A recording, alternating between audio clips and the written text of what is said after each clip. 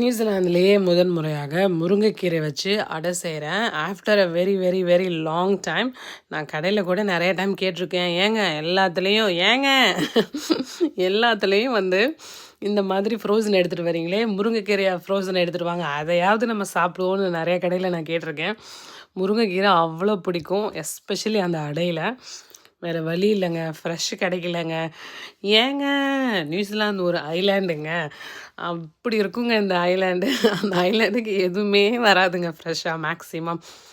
ஏதோ பக்கத்தில் Fiji country இருக்கிறதுனால அங்கேருந்து சில டைம் முருங்கைக்காய், கத்திரிக்காய், வெண்டைக்காய், கொத்தவரங்கான்னு அங்கேருந்து வருங்க. மற்றபடி புளிச்சக்கீரை கூட அங்கேருந்து வரும். ஆனால் இதை மட்டும் அனுப்ப மாட்டேன்றாங்கங்க, முருங்கைக்கீரை.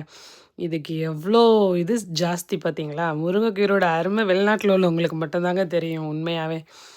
ஸோ ரொம்ப சிம்பிளான பிரேக்ஃபாஸ்ட். அப்புறம் ஈவினிங்க்கு வந்து வெரி சிம்பிளான ரசம். இன்றைக்கி கொஞ்சம் ப்ரோட்டீன் கம்மி தான், என்ன பண்ணுறது, எல்லா டைம் ப்ரோட்டீனே சாப்பிட்டுட்டு இருந்தால் கடுப்பாகுது. ஸோ அதனால் வந்து but still I took 2 egg with rasam rice. ரொம்ப சிம்பிளான டே. All done.